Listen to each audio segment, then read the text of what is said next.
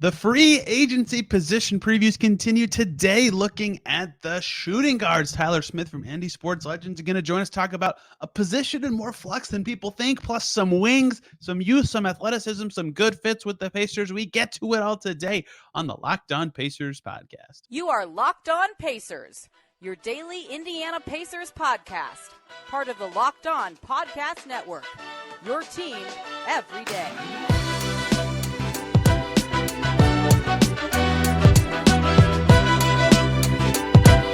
Welcome in to another edition of the Locked On Pacers podcast, where we, of course, talk about the Indiana Pacers. As always, my name's Tony East. I cover the team for Forbes and SI, and today it's free agency position preview day number 2, looking at shooting guards the Pacers could be after this summer. I thought this position was a little more set than it was after diving in. We'll explain why today. Tyler Smith from Indy Sports Legends, been on the Pacers beat for a while, will join us to talk all things shooting guard. Buddy Hield, Ben Mathurin, other guys, plus all the free agent names you want to hear about, the best players on the market, the best fits with the Pacers, who might make more sense than you think, and why this position is way more interesting than I thought before this episode even started. We'll get to it all today with Tyler. Let's just get right to it. Free agency previews continue by position today, moving to 2 guard in the traditional sense of positions, the wing spot, the off-ball guard spot, the whatever you want to call it in the modern sense of positions. Joining me to talk free agency at the shooting guard spot for the Pacers is Tyler Smith from Indiana Sports Legends, been on the Pacers beat and the IU beat and the Cubs beat for forever. Tyler, this is a more interesting position than I thought. What about you? What do you think? I agree, especially when you consider the crazy amount of different scenarios this offseason could bring. You know, I think a lot of people are kind of thinking about shooting guard as maybe an afterthought, but I'll tell you what, there's a lot of scenarios in play, and this one could get real interesting, as you said. Yeah, I originally, so to start this off, I just made a depth chart of all the guys they have under contract for next season at every position. And the only 2 guys I put at the 2 were Buddy and Ben, and not Drew, who could start or do a number of things. I have no idea where to put him in theory. But then, I haven't heard this yet, but Sky Agnes wrote the whole report about it. When Mathurin was doing his NBA Finals media duties on ESPN2, apparently he said that he thinks he might start at the 3 next to Buddy and Tyrese next year. So if he's at the 3, then you only have 1 2-guard, and it's Buddy Hield. And Buddy Hield also has an expiring contract and could, with his shooting skills, be very valuable to other teams as well. He's also very valuable to the Pacers, don't get me wrong, but it's just like, you know, at first when I just said, okay, they have these 2 shooting guards, we'll see who's the starter and who comes off the bench, and maybe that is still what happens, then they don't need to pursue somebody as much. But if they realize that they only have 1 veteran with 1 year left on his deal and Mathurin's truly playing the 3, all of a sudden it's like, oh, they might need somebody here, right? Like somebody kind of good. Yeah, I mean, I think part of that, they're just trying to get ready for any scenario and letting the players know. So obviously a guy like Ben, it's like there's, you know, you got to prepare for anything coming in this offseason. You're not going to, even if the plan is to trade Buddy Hield, you know, Ben Mathurin's probably not going to be privy to that information. And the Pacers may not even know. They may be seeing what's out there, and they may have some ideas on the big board, and you know, A, B, and C doesn't work out. D falls into your lap, and all of a sudden you got different plans than you maybe originally thought. But I think it's a good idea to tell Mathurin that you could be at the 2 or 3, prepare for either way, and we'll see what happens. A lot of the shooting guards that are out there, though, if the Pacers pursue, unless it's later in the offseason, a guy off the bench, I think it's going to be guys that want starter minutes and starter money. So that also adds to the intrigue. Yeah, to be totally clear, I'm not saying that what Ben said is exactly what's going to happen or anything like that, but just like another data point to add in when you think about what this team could look like. Because they do have, outside of Haliburton, who's obviously going to be the starting 1, there's a lot of guys who can do a lot of roles in their backcourt, and it makes it kind of tough to project what everybody could be. Like Nesmith played some 2 minutes last year. Duarte did 2 years ago. It's hard to project, and yet I still come back to the same thing I kind of said with point guards, where it's like, yeah, in theory, if all 12 guys they have under contract right now are on the team next year, which seems exceedingly unlikely, but if I still think any position where you can get a player with size who can defend, it doesn't matter what you traditionally call their position. The Pacers could use that player, right? They had so many small lineups last year. They struggled so much with defense. So on the point guard episode, I talked about, like, Io DeSunmu, Delano Banton, like, yeah, maybe they don't have a good role in the Pacers, but because they're big and can play defense, like maybe. And at the 2 guard, there's a lot more of those because 2 has kind of become a wing position at times in the NBA even. So there's a lot more guys who, we'll use Spotrac's list of shooting guards that are shooting guards. I have to do a lot of air quotes, but in theory would still fit the Pacers' needs if they can play the 3, play up, can guard up, have size, or even have rebounding skills. Like we probably won't get, well, maybe we'll talk about this guy, but like a Josh Hart, for example, can rebound like crazy, even though he's not huge, is a great fit. Like there's a lot more good fits here than there are at the 1, obviously, even if the Pacers don't make any changes because they need certain skills. Yeah, and one guy you haven't mentioned yet, I say, how about a 10-year, $1 billion contract for Lance Stevenson? That would get butts and seats, and the field house would be rocking, air guitars going everywhere. And yeah, you mentioned though, like priority of this offseason, and as we said, so many scenarios. Like I think that priority 1, and Kevin Pritchard's talked about it, we're trying to bring in the most talent possible to the organization. That's priority 1. But the other priority is they got to find multiple guys that can actually guard wings. I mean, when you score the most points in franchise history, hit the most threes in franchise history, and you miss the playoffs, I mean, part of that is the new era of the NBA, but also shows how weak the defense was. So they got to find multiple guys that can guard the wings. And again, whether the combo, play 2, 3, 4, whatever it is. So quite a few names on this list, though, that did rate pretty well defensively. So we'll see what happens. Yeah, the need for defense is kind of across the board, but I think at 2 specifically, like Hield is just, Buddy's got ways to go there. Like even when Pritchard was talking about a potential Hield extension, like the defensive undertones were obvious when they were trying to find the right role there. And Mathurin, I think we'll get there. He's nosy on the ball, but has a ways to go defensively. 2, he's talked about his off-ball defense being a point of growth. He wants to be a great 2-way player. That's awesome. Still got to do it.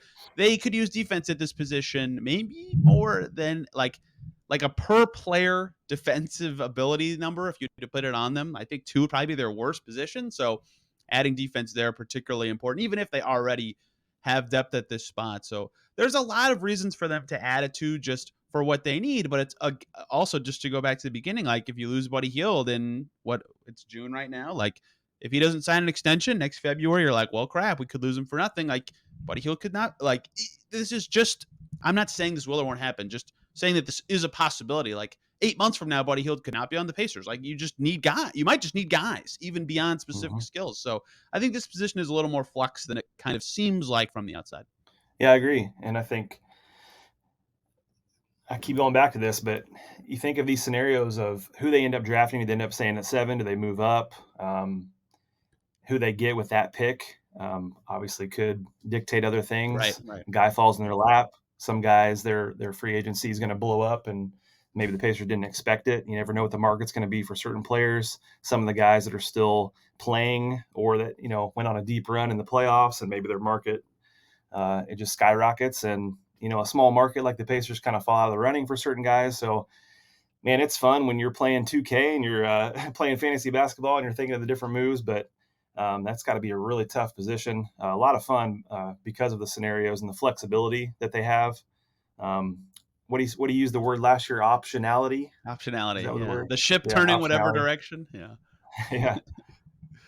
The other thing I brought this up with once, it's like it has to be the right fit for the player too, which can make this a little tricky because like if you're an agent of a air quotes shooting guard position, whatever, and you look at the Pacers, you're like, you guys have Buddy Hield and Ben Mathurin. Like, my guy's never gonna play. Like, they have to know something that they're gonna be playing decent minutes or playing a role that makes sense or like clearly helping the team. So like, even if you could, dream up that, like I just said, Josh Hart would be a good fit. We'll talk about him later. Like, 1, why would he leave the Knicks? But 2, it's like, okay, then what's the ripple? If I'm Josh Hart, I'm like, well, what are you changing otherwise? Or am I actually playing the 3? Or what else is going on? Like, that's why it's not so easy with some of these positions to just go, well, this guy's a great fit. Well, maybe, but like it would take spending a lot more on him or moving somebody else to make that happen. And then it becomes less tenable. So this position, especially with Mathurin on the team and looking likely to be a starter next year in some way, it's a little harder to just squint and go, well, this guy makes sense. You have to actually like think about what they would want at the same time. Hey guys, short little break so I can talk to you about eBay Motors. For a championship team, it's all about making sure every player is a perfect fit. It's the same when it comes to your vehicle. Every part needs to fit just right. So the next time you need parts and accessories, head to eBay Motors. With eBay's guaranteed fit, you can be sure every part you need fits right the first time around. Just add your ride to My Garage and look for a green check to know the part will fit or your money back. Because just like in sports, confidence is the name of the game when you shop on eBay Motors. And with over 122 million parts to choose from, you'll be back in the game in no time. After all, it's easy to bring home a win when the right parts are guaranteed. Get the right parts, the right fit, and the right prices on ebaymotors.com. Let's ride. eBay guaranteed fit. Only available to U.S. customers. Eligible items only. Exclusions apply.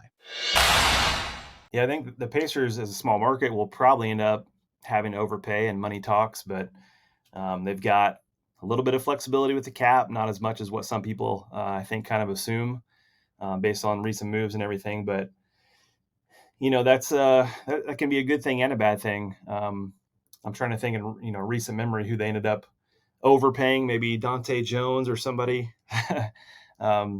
somebody that they valued, but as a small market, to get them here, especially if their role is a little bit uncertain, show them the money and we'll see if they're a good fit. For sure. Let's talk about the best free agents at this position, best players in general, and if any of them actually make sense. But we can skip one guy, the only all-star tiered player on Spotrac's shooting guard list, Tyler Smith, is James Harden.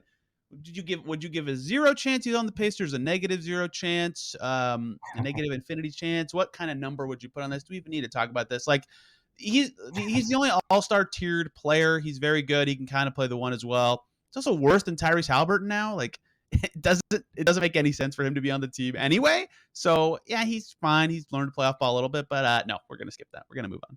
There's a million guys though in the starter tier of the two guards on Spotrac's thing, and some of them I really like for this Pacers team. The second one actually is one of my favorite fits, shining in the finals right now. That's Bruce Brown. He signed with the Nuggets this past offseason. I don't even know if I would have called him a 2 if you asked me before this exercise, because he can kind of guard forwards. And that is sort of what I think the key part of any signing the Pacers might pursue is, can you guard forwards at all? Can you guard up at all? Can you switch? Or are you just limited to guarding one position? Bruce Brown, I wouldn't even have said guards that often. He seems like a great fit. There's some other guys in this tier that are interesting, like Josh Hart, like I said.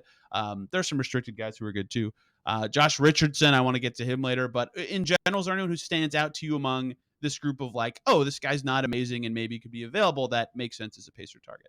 I put on my list Bruce Brown Jr. So obviously him having an opportunity to just hit free agency and see what's out there. I saw a couple projections in the 4 to 5 year for 14, 15, 16 million a year range. So that's, with his run in the playoffs and what he's showing, classic case there of a guy getting the bag going through the playoffs. But he had a really good season. He's 26 years old.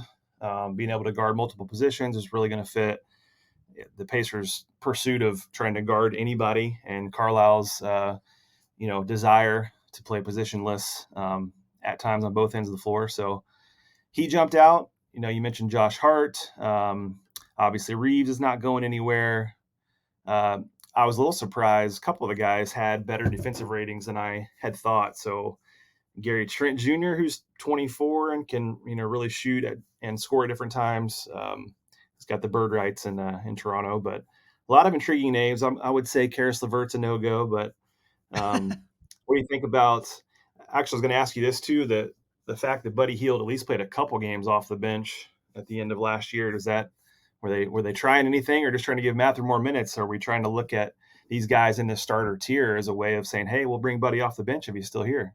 Yeah, Buddy's role is a really interesting kind of talking point to me in general, because I'm a big actions over words guy when it comes to like transactions and projecting what a team could do. So like then moving him to the bench is one thing, but also then Kevin Pritchard matched that actions with when Dustin Dopirak asked him about extension stuff, and he's like, well, we got to find the right role for Buddy Hield and a role that he thinks is good for him. And then, yeah, maybe if it makes sense at that point, it's like, if he's not starting and he's in this role that's smaller than maybe he wants or smaller than his salary, like you don't want to extend that guy, but then he's on an expiring deal coming off the bench as a 30-plus-year-old, like given the Pacers direction, is that someone you want to pursue long term? I don't know, because he's good.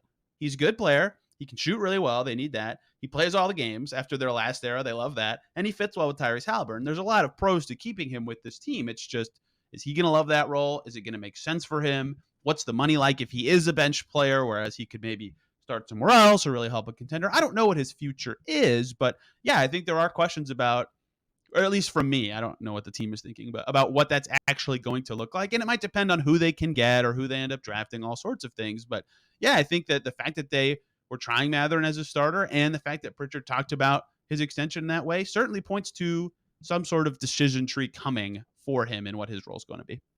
Yeah, who else on here? We got DiVincenzo, we got Malik Beasley. Well, he's got a club option. We got I didn't mention Jordan Clarkson yet. He's a little bit older, 30, almost 31. Can really get buckets. Not sure he's a fit. He's one too that his defensive rating was a little better than what I had assumed, I guess. But I think there's some better fits in there. So another fit I really like in here, besides two we've talked about a little bit in Hart and Brown, is Josh Richardson. Josh Richardson, because of his size. Like Bruce Brown, before I even looked at the list of where these guys were put positionally on Spotrac, I would have said, yeah, he's a 3. He's 6'6", right? And part of the appeal this was dumb, but when the Sixers traded Jimmy Butler to the Heat and got Josh Richardson back, was like, oh, Josh Richardson's kind of good. This will turn out okay. It didn't. He's not nearly as good. That was stupid of them to do, but he is a good player. Like, he's helped the Celtics. He's helped the Spurs. He's helped the Pelicans this past season. He can guard. He can shoot a little bit. Like, he's one of those guys that if he's on your team and you're watching him all the time as an executive, you're like, dang, I wish he was like a smidge better at everything. But he's still good. And the fact that he can play on the wing and kind of shoot threes and kind of play D, I think that's kind of exactly what the Pacers need at that spot. And the size is the big one for me because, even Bruce Brown, who I'd classify as a wing, he plays huge, his wingspan's huge, but like he's still short. A lot of the guys at this position are not massively tall. Like Richardson being 6'6", I think is significant. Like even Malik Beasley, who I think is tall when I watch him play, he's like 6'4", right?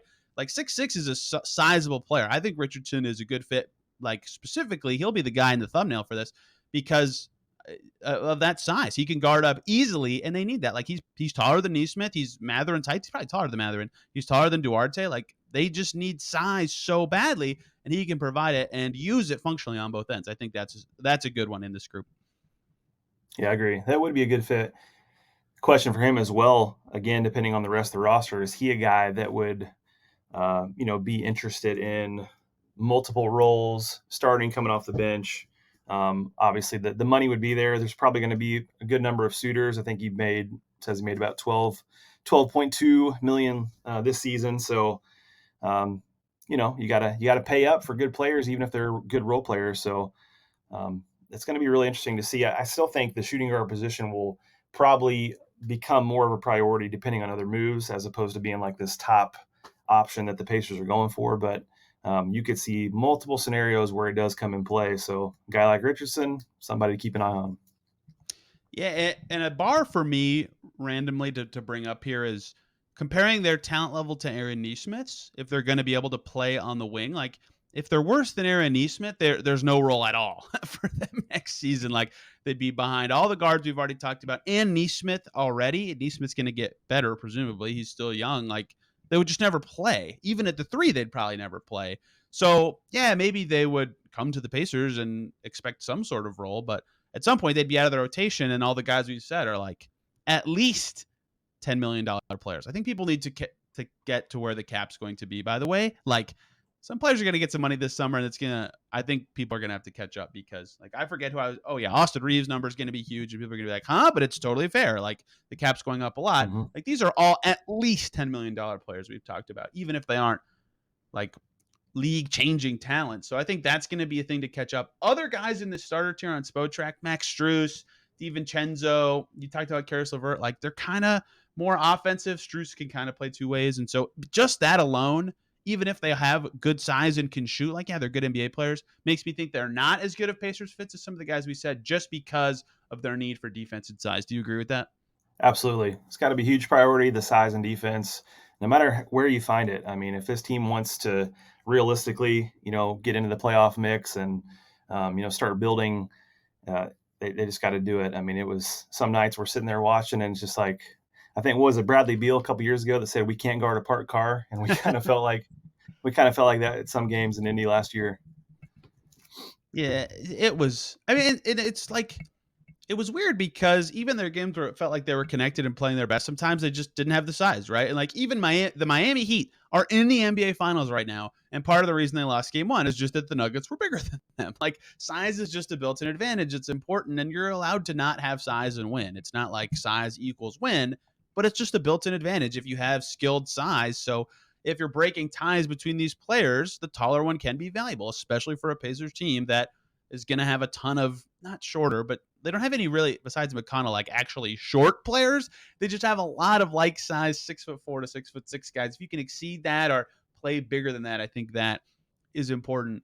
I want to move. I call this realistic targets. We've already kind of been going through that already, but I want to move through another group of guys that I view as air quotes realistic because of either a small role would be coming their way, or just because I think they could play enough positions that would make them a good fit for the Pacers. Let me throw two your way. They're both young, can defend, athletic, can play the three for sure. One is Josh Okogie. I thought it was Okogie, by the way, for his whole career.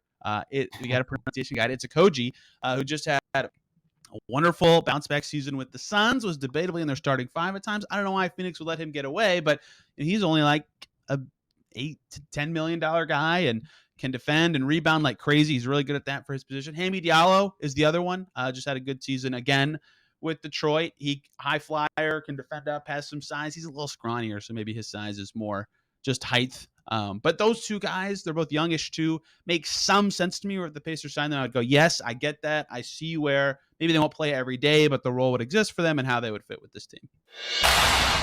One more break here, guys, so I can talk to you about the people who make my favorite shorts, and that is Birddogs. Birddogs make you look good with shorts and pants for any occasion. Their stretch khaki shorts are designed to fit slimmer through the thigh and your leg, giving you a truly sculpted look. I love them. My girlfriend loves them. Their shorts do the exact same thing as Lululemon, but fit way better. They fit better than regular shorts that are made of a stiff, restricting cotton, and they fix the issue of those kind of shorts by inventing cloud fit fabric that looks just like khaki but stretches, so you get way slimmer fit without having to sacrifice movement. They use anti-stink sweat fabric that helps you keep cool and dry all day long. I'm not wearing them at this exact second, but I would show you if I could. I wore them all weekend, and I highly recommend you check them out yourself. Go to birddogs.com/LockedOnNBA and enter the promo code LockedOnNBA for a free Yeti-style tumbler with your order of Birddogs. That's birddogs.com/LockedOnNBA for a free Yeti-style tumbler alongside your shorts. You could wear them to anything, the golf course, work if you can, whatever. You won't want to take your Birddogs off. We promise you. Check them out. birddogs.com/LockedOnNBA today. Yeah, and you got to keep the tradition going of Pacers acquiring recent Suns. That's right. TJ Warren, Jalen Smith tried to get Ayton. So, yeah, would you say Okogie? What do you say it was? How do you pronounce it? I thought it was a Okogie forever, but then I heard it on, I can't remember what broadcast, someone said Okogie, and I thought that's not right. And then I looked it up, and sure, I think that is right after looking it up. So it's Okogie. What do I know? Okogie, yeah. I think that would be an interesting fit. 24 years old. No bird rights there for him, so kind of up in the air, anyone's game. So, yeah, I would lean towards him out of the two.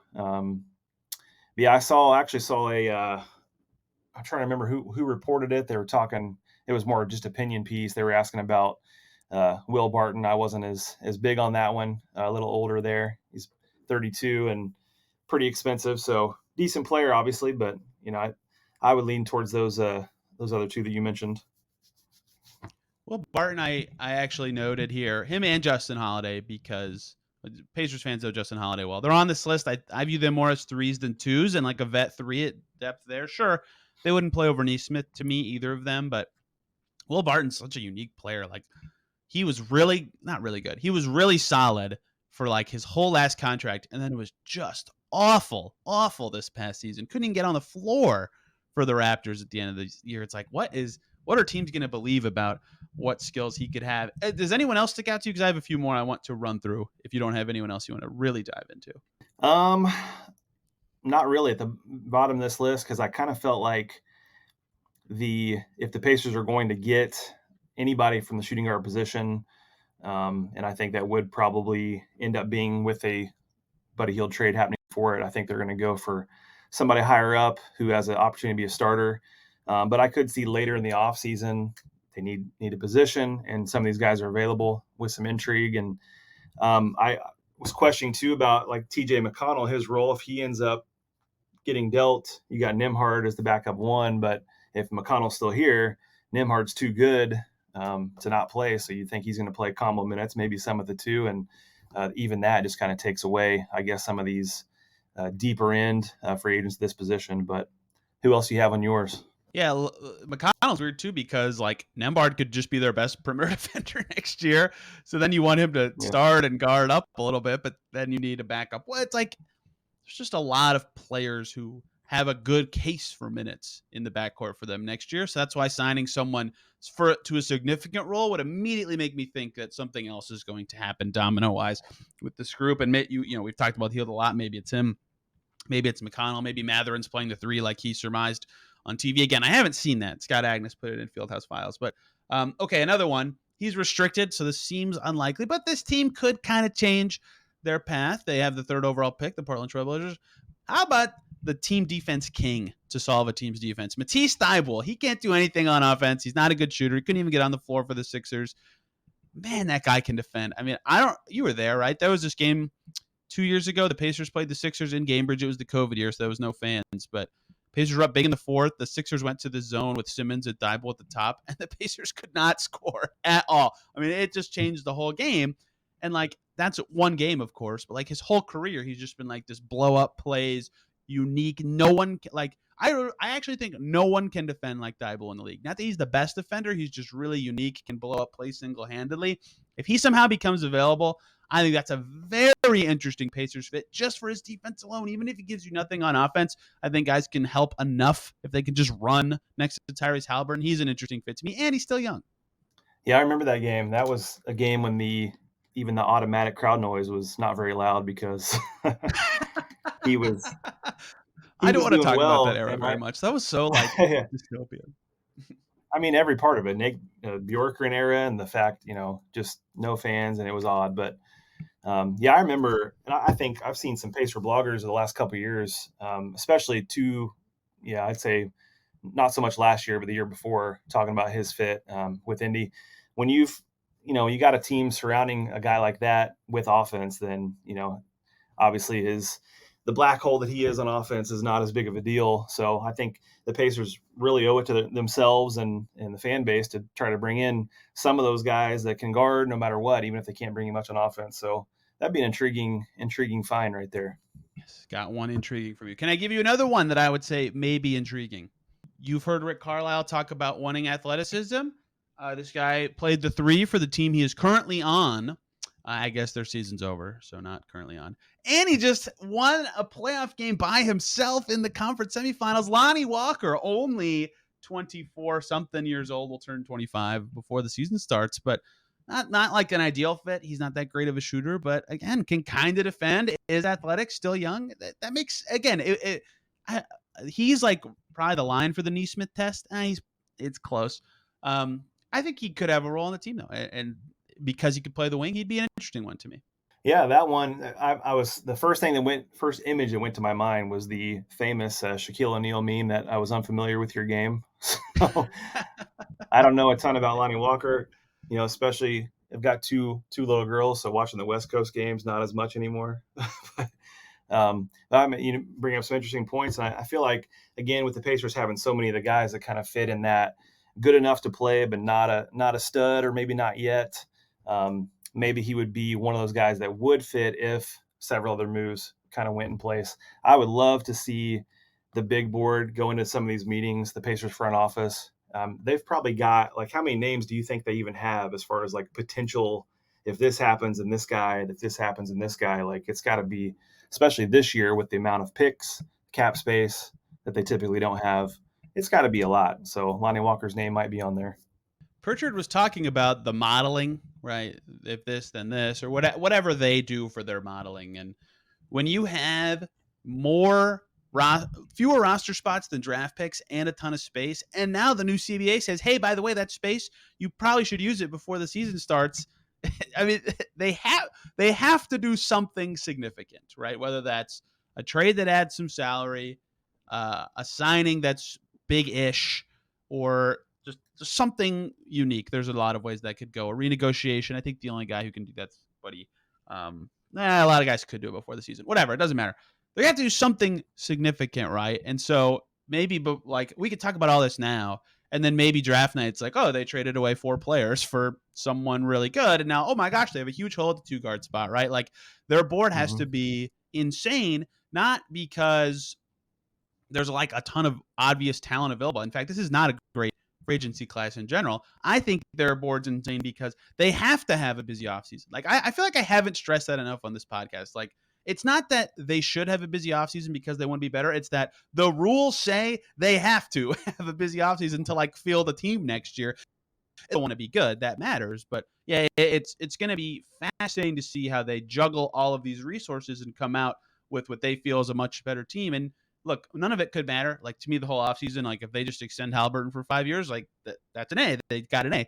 But the rest of it all is going to be significant, and I don't know how they're going to pull it all off. And this position's one that's in flux. It's going to be fascinating. Especially at the speed at which NBA free agency and trades take place compared to other sports.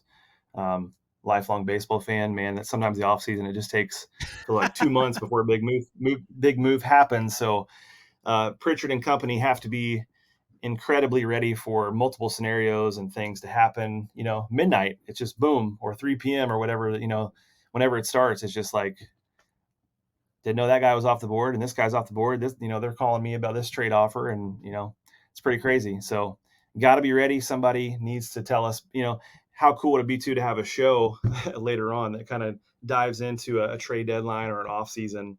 That'd be tough to pull off, but a lot of fun to watch. Yeah, that would be interesting to me just because I always say that I struggle to evaluate trade deadlines because I don't know what a team didn't do because I didn't know what was available to them. I don't know what they were weighing, what was on their board of possible trades. To be able to see that in retrospect would really let you evaluate what was there. And I think that can kind of be true for free agency, right? Like you never know what in principle they could have done or what value players were asking for, or any sorts of numbers of things. But yeah, for this team, it's going to be interesting. And this 2-guard spot, I think if they go in with 2 guys they have right now, they'll be totally fine. They can reposition, a number of guys to play the 2 if injuries happen. Like they're totally fine. It's not like I don't think it should be a priority. I think everybody knows it should be the forward spots, but I think there's an understated discussion of what this position could be like. If Mathurin starts at the 3 and then he'll leave next year, all of a sudden it's a position of need. So maybe not urgency, but it would not shock me if they sign somebody at this spot. And it's going to be a fascinating one to see. Do you have any other thoughts on shooting guard, or have we gone too long already? I don't think so. If they're not going to sign Lance, then it's all up in the air. So I'm looking forward to it, though. It's going to be a blast to cover and follow, and man, it's going to move quick once it gets here. So I'm glad we have a series in the NBA Finals. Didn't think we were going to. So glad that's going to be a fun one to watch, it looks like, and then get ready for a ton of Pacers content and news to follow, and it's going to be fun. And as a podcast talking about the NBA, we have to talk about LeBron and Kyrie and the Dallas Mavericks. Apparently, that's enough. I don't want to waste my breath on that. Yeah, who knows what that'll be. This is coming out a couple of days after that report came out. Whatever, we just have to cover it. It's like part of the job is just saying those players' names. So we did it. Good job, Tyler. Where can people follow you and your work covering the Pacers, the Hoosiers, the Cubs, and many other things in the Midwest?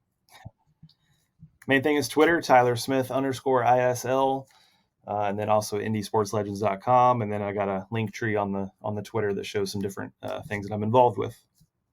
Remember when Twitter banned link tree for like 4 hours? That was dumb. Oh yeah, that was fun. It was not fun. I didn't like that. A lot of things about Twitter scare me these days. Tomorrow we're talking about Anthony Black, a draft prospect that, spoiler alert, I like way more than everybody else. It seems not necessarily for the Pacers, but just in general. Dude's a good player. Next week, talking about Taylor Hendricks, 2 forward positions. Lots of fun stuff coming here. on the Locked On Pacers podcast. Hope you guys enjoyed today's show. Give Tyler a follow when you get a chance. I'm on Twitter at Tony R. East. This podcast at Locked On Pacers. Thank you guys a ton for listening. See you soon.